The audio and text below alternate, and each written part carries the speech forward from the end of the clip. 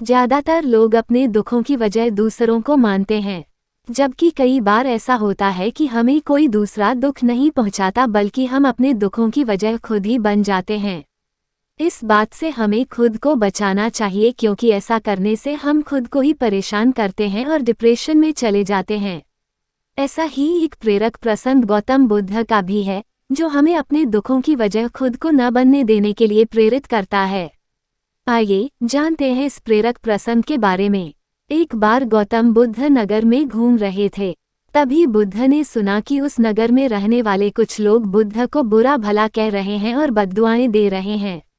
ऐसा इसलिए हुआ क्योंकि उस नगर में रहने वाले कुछ बुद्ध विरोधियों ने आम नागरिकों के मन में ये बात बिठा दी थी कि गौतम बुद्ध एक ढोंगी व्यक्ति हैं और ये उनके धर्म को भ्रष्ट कर रहे हैं। इस वजह से उस नगर में रहने वाले लोग बुद्ध को पसंद नहीं करते थे और उनको अपना दुश्मन मानते थे। गौतम बुद्ध ने जब नगरवासियों के इन उलाहनों को सुना तो वह एक कोने में शांति के साथ खड़े हो गए और उनकी बुरी बातों को आराम से सुनते रहे।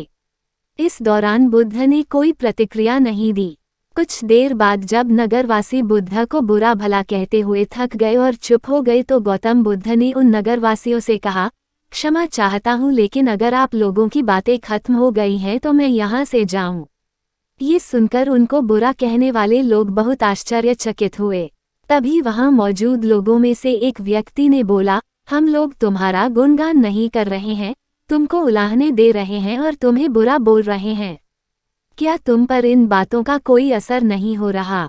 उस व्यक्ति की बात का जवाब देते हुए गौतम बुद्ध ने कहा, आप सब चाहे मुझे कितनी भी गालियां दे या कितना भी बुरा कहें, मैं इन्हें खुद पर नहीं लूंगा क्योंकि मैं जानता हूं कि मैं कुछ गलत नहीं कर रहा, इसलिए इन बातों को जब तक मैं स्वीकार नहीं करता तब तक इनका मुझ पर कोई असर नहीं पड़ रहा है।